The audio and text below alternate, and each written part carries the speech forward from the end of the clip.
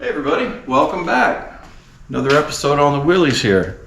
In this video, I've got information, I've got anecdotes, I've got project updates. Of course, we're gonna do some wrenching. I've got a lot to cover today. So right off the bat, I want to say thank you to Nicholas. If you guys remember from a previous video, I was missing this trim ring from the interior push button to open the door on the driver's side. You can see how the passenger side, we have one installed, but the driver's side is missing. So after mentioning that in one of the previous videos, somebody reached out to me via email, said they had an extra one. They offered to donate it to the project for free. They didn't even ask to be reimbursed for shipping, which is especially generous because this piece came from Italy. Nicholas lives, I think he said, outside of Venice, Italy somewhere. So he mailed this internationally to my little town here in Idaho, USA. And this trim ring is in excellent condition. So let's get it installed.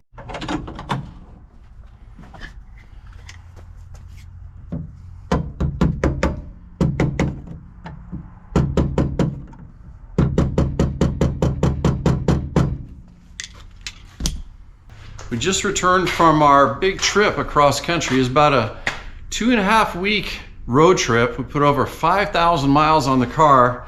And the purpose of the trip was to go out and celebrate our youngest son's successful completion of leukemia treatment. 3.5 years. I think you would agree with me that that was a pretty intense 3.5 years, especially the first couple of years was pretty rough. We're proud to say that he completed the treatment and he's given a clean bill of health at this point, and all we can say to him is good luck and Godspeed and good health for the future. While we were back there celebrating with my son, we got to spend a lot of time with family back there. That's always nice. And I got to connect with some of my car people back there. Shout out to Bud, Dale, Tim and Mary, of course. And I also got to meet the previous owner of the Willys truck here. His name is Skip. Nice to meet you, Skip. We had a good conversation. And he gave me some information and some anecdotes on the old truck that I will share with you as the video goes on here. At the very end of the video, I put a montage of photos and videos of different places and different things we saw on our road trip across this beautiful country of ours. A lot of people talk about visiting other countries and doing some extensive traveling, and all that is great, but it's amazing what you can see in our own country here if you just take time to look for it. You know, you can't see any of this stuff on an airplane, obviously, but when you're in a car, especially driving around on some back roads in the middle of the country, it's really quite beautiful, and every part of our country is just a little bit different. So it was really a fun trip in that regard. After a long trip like that, it always takes me a few days to decompress after we get back home, catch up on chores and things like that. But after about a week being home, I think we're pretty much caught up on our chores, and I'm finally back out here in the shop. The focus of this video is going to be the heater on the inside of the cab. But before we do that, I'm gonna catch you up to speed just a little bit on a couple things I did off camera. If you remember, we had an oil leak from the front differential here, and I went ahead and got that fixed. I removed the cover, cleaned everything up, and put a new gasket and sealant on there and put it back on.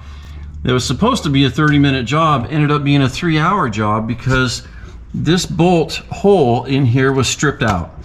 So this bolt was not cinching the bottom part of the cover to the differential, and that's probably why it was leaking in the first place. As luck would have it, this one bolt hole, you know, of course it was threaded on the back piece here, but it was also open in the back, so it was a through hole all the way through. And although it was not meant to have a nut on the back, you know, it was meant to just screw in and tighten down with the threads, I drilled out that hole and managed to get a nut on the back. There's really not very much room back there, but it was not easy getting that nut on there, but I did it, and it's torqued down just like all the rest of them now, and it's been sitting here for over 24 hours, and you can see there's no leaks on my little mat down here. And we also had a leak coming from the bottom of the steering box down there. There was no strip bolts or anything like that. There was nothing wrong with this one, but I took that cover off and cut myself a new gasket and put it back on, sealed everything back up. And I think I was successful with this one too, because I don't see any leaks on that pad down there. So like I said before, on these old rigs, you're never gonna fix every single tiny little drop of oil. That's just the nature of the beast with these old cars. But in the case of these two things, they were relatively simple repairs, and it was good to get that done. So we can cross off front differential leak and the steering box leak. So now let's investigate the steering itself. If you remember over there on the whiteboard, I thought that the steering might be a little bit loose when I first drove it, but I don't think it is. I think it's just the way it is in an old truck, you know. If we watch the steering wheel here from here to here, that's the slop it has. So we're talking about maybe 3 inches, 2 inches. That's really not terrible. But anyway, this is not an issue. I think this is pretty much normal. I still want to take a look at the steering components though. So let's get our eyeballs on the whole thing and see how everything looks. Turning the wheel to the left and to the right, everything is working as it should. And those 2 times I drove it, I did remember the fact that this truck went pretty straight down the road, so the alignment seems to be pretty good. So the steering column is inside of this tube right here. It comes down from the steering wheel and goes into the steering box. Then it comes down here to the pitman arm. And that rod is connected to a lower arm, which is connected to the larger spindle assembly for the wheel. And this is definitely a unique design here. You can see this big ball. It's like a ball and socket type of affair. And then there's another arm that comes off the front of the greater spindle assembly, and that connects to the tie rod end, which connects to the tie rod, which goes all the way over to the other wheel. So here I am on the passenger side of the vehicle. This is the right tie rod end, and we're just looking for, you know, anything obvious here. You know, nothing is loose, everything is tight and right. Nothing's cracked. I don't see anything wrong. Let's check the driver's side just to be sure. Driver's side looks good as well. Of course, everything's pretty dirty on here, but everything looks to be intact and functioning as it should. And this horizontal shock absorber here is basically a dampener. It kind of smooths out the steering and minimizes steering kickback, like when you're on rough roads and things like that. You don't normally see these on your everyday street vehicles, but they are extremely common on the four-wheel drives for the off-roading and that kind of an application. So let's get this beautiful rig pushed out of the shop here and we'll get the heater removed. So this is what I want to remove and get up on the bench, and I'll show you why once we get it out. It's really kind of a neat piece, and I don't know if this is a Willys Jeep product or if this is an aftermarket product. I do know that some of these vehicles, heaters were an option from the factory, but like I said, I don't know if this is actually a Jeep product or if this was put in afterwards. But regardless, the inside is all rusted and the fan sometimes doesn't want to spin right. So let's get it removed from the truck and up on a bench. All right, we got it out. So on the back of it here, we have 2 studs that go through the firewall with 2 nuts, and they actually had spacers on them as well before the nuts. And on the top, there were 2 sheet metal screws that went into the firewall. There was the wire that you had to disconnect from the switch, and of course the 2 pipes for the water hoses to for the coolant to run through it. If nothing else, we're going to replace this wire because it's pretty old and crispy. The front's got a little door. You can actually reach in and touch the fan.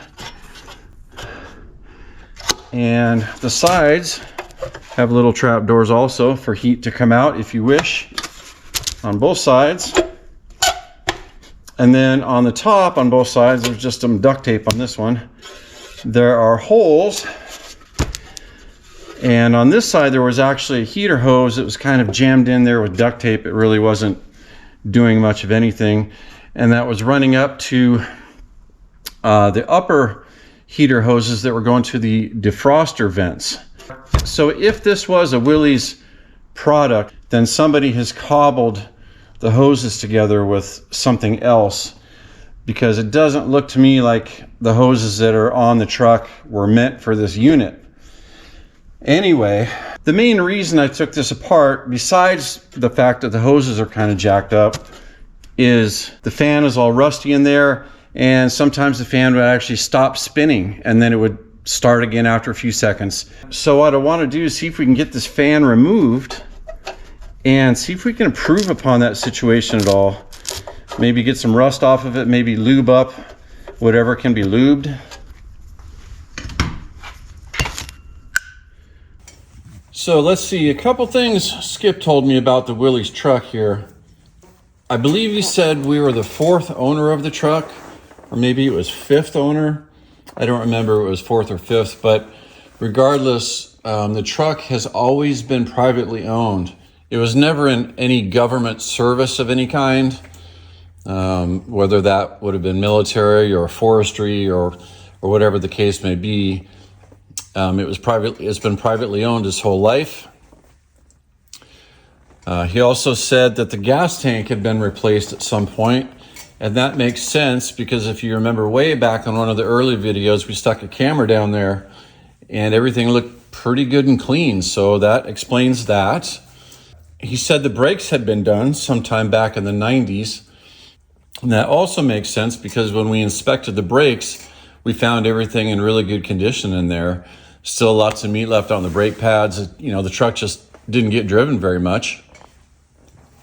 He said he knew the steering wheel was on upside down when he owned it. He also said he was aware of the passenger side door mechanism wasn't working, so he said he always had to open it from the inside to let his wife in. There we go. That's a cool little piece, isn't it? All right, here's the motor.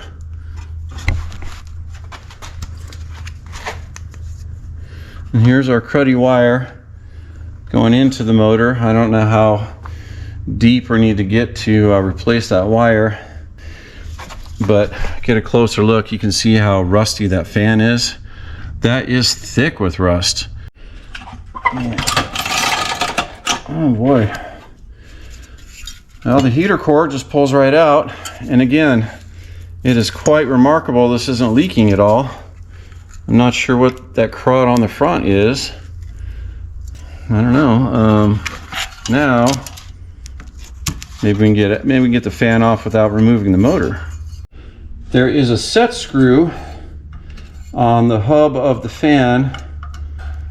Looks like that's the only thing that holds it to the shaft. So let's get that set screw loosened up. Then I think I should just be able to pry that fan off, or just pull it off. Almost got it. Ah! Wow, look at that. We're gonna soak this in Evaporust overnight. We'll come out and check it tomorrow.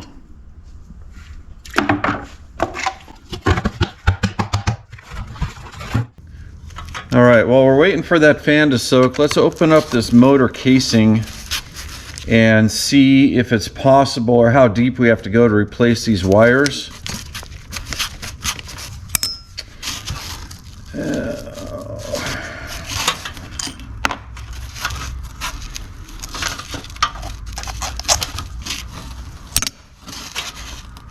What we're gonna do to start is just snip this longer one off.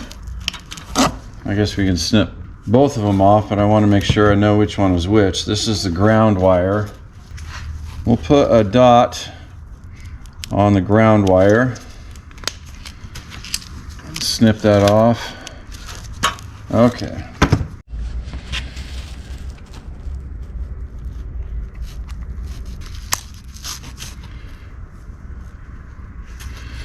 There's the motor. Actually, it looks to be in pretty good condition. The brushes are in good shape. It's funny the things you find in these old vehicles. You know, sometimes you find things in terrible condition and sometimes you find things in surprisingly good conditions. Like, why is this in such good shape? I guess because it's just enclosed and somehow or another it's just never got any moisture in there to, you know, rust things up. Anyway, let's get these wires pushed through. So this is the power wire, and you can see it's looks like it's clamped and soldered to that terminal right there. So I'm just going to cut that off and solder a new wire right on there.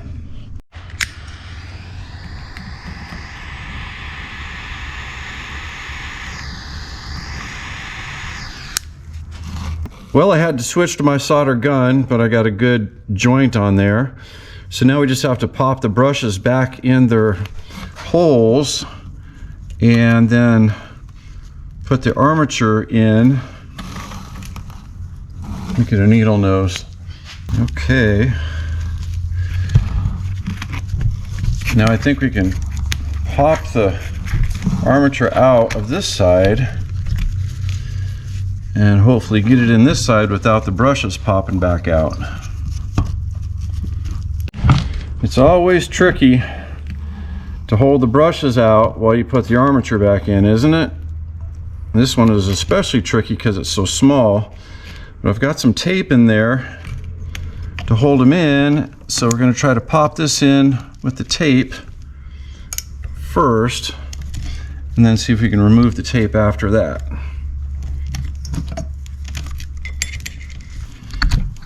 Okay, I got it in. Now see if we can remove the tape. There's one.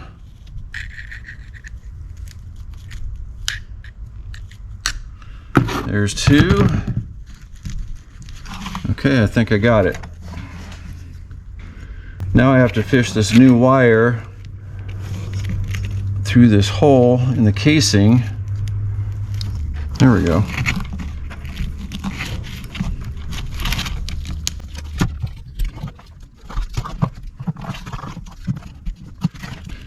Okay, now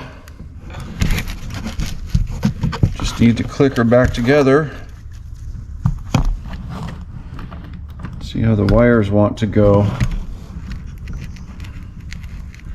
Probably something like that. That way you can tuck up inside there. Get up in there. All right, let's get these fasteners back in before the whole thing comes apart.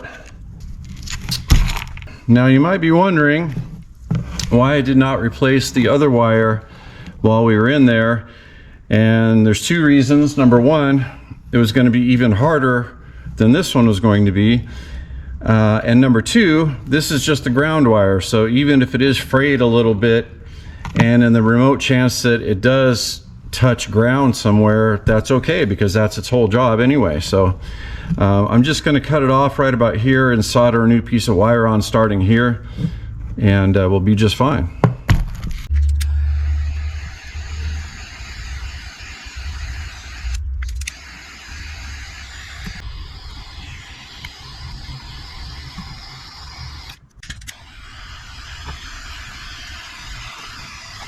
All right, for the ground wire, we need a terminal like this.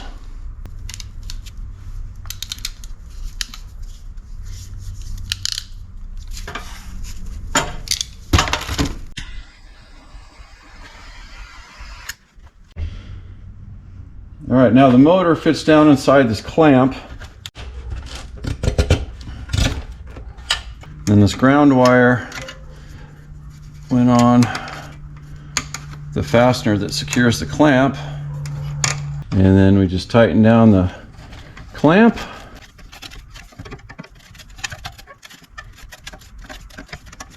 Then this red wire gets routed up through this grommet and ultimately up to the switch. We need to put a terminal end on that one too, but first let's get the fan on and hook this thing up to a battery just to make sure it works.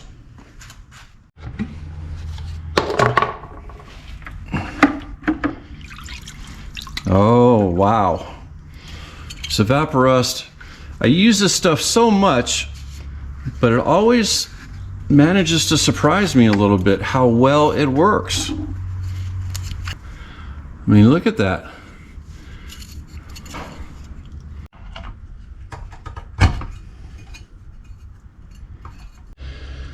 All right, I'm going to magnetize the tip of my screwdriver here because we don't want to drop this little set screw. and lose it forever. So if we magnetize the tip and then set the screw on the head of the screwdriver, theoretically it should stay there.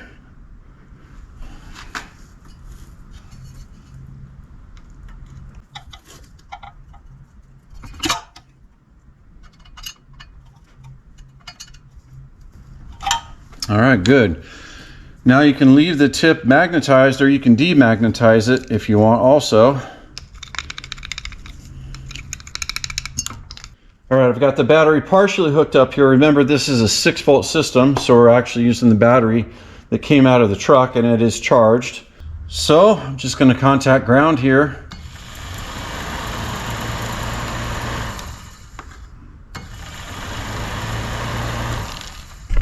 Excellent.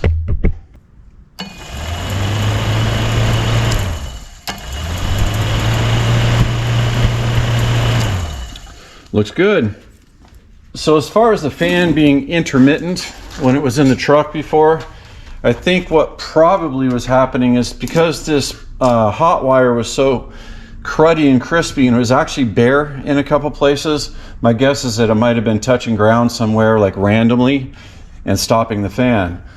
So I think with a brand new wire on here, theoretically shouldn't happen again. And it's spinning nice and strong. So let's get it reassembled, put it back in the truck. And he said the spare wheel that's mounted to the side of the bed on the driver's side, he said that wheel is warped.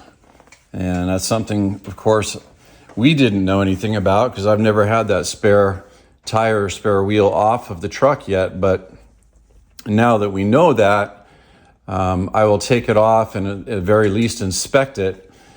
And if it is significantly warped, then we'll probably go ahead and replace that wheel. Because what's the use of having a spare tire and wheel attached to your bed if you can't use it in a pinch, right?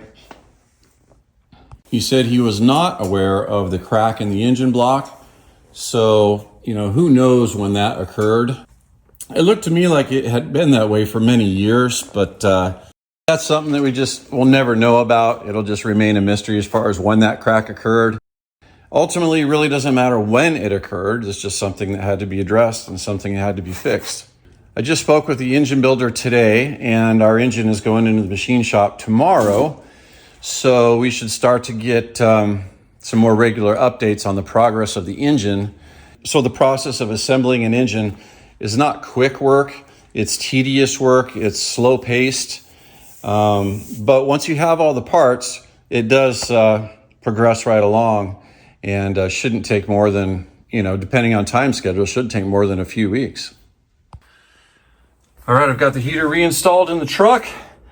And it looks good. We even got it wired back into the switch. I just got the wire dangling there for now because I'm not done. I have to get up underneath there to run 2 new hoses to the unit. And of course, I don't have any of that kind of hose. I got to figure out what size hose I need. And then let me show you what we got going on underneath here. If I can twist my body.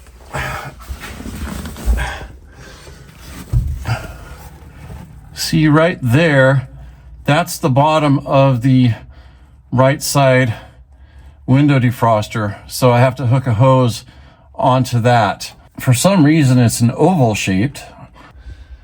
I guess you can actually see it a little bit right there. Yeah. Right up there. So you can see somebody else used tape. Generally, I'd say that's not a very good fix for that, but that actually might be a good way to do that because they're oval shaped and you can get some really good sticky tape for ducting. Duct tape or something like that. And that might be the way to go versus trying to find some sort of a clamp. So basically running the hoses up to the ports for the defroster up by the window, though that's not going to be overly difficult, but I'm still not sure how I'm going to fasten them to the heater itself, up in these holes up here. I guess maybe just get the right diameter hose and shove it in there. But I'm not going to make you guys watch me do that. I'm going to go shopping for some hose and do that off camera. So I'm gonna cross the fan off the list. We got all the rust off of the fan, ran those 2 new wires, and it seems to work well. Now I just have to figure out the ducting for the heater itself and then hit all the lube points on the truck, but I'm not gonna film either one of those because that's gonna be boring stuff. The only thing left on our list is tires and a battery, but we're not gonna address either one of those until we're done with the truck, or at least closer to being done with the truck. I can resume my preparation for engine installation, even though we're still perhaps weeks or a couple months out yet before we get the engine back. You can see I've already, restored, if you will, refurbished, cleaned, and painted some of these components that go on the engine. This is the oil filter canister, and that really turned out nice. I wanted to make it red like it was. Yeah, I think that's going to really look nice. I think it's going to pop and have some contrast against the olive drab engine color. It's going to be military green, and the rest of these components being black. They will also provide a nice visual offset to the military green. Starters cleaned and painted, generators cleaned and painted, the oil filler, dipstick, all these random parts. So I'm pretty much done with that, but now I just have a couple things to do in the engine compartment, and I think we'll be ready to put the engine in. So I will sign off for now, but if you want to hang around for just a few extra minutes, I do have that montage of our trip across the United States. That sure was a memorable trip for us. And once again, congratulations to Evan, and we'll see you guys next time. Thanks.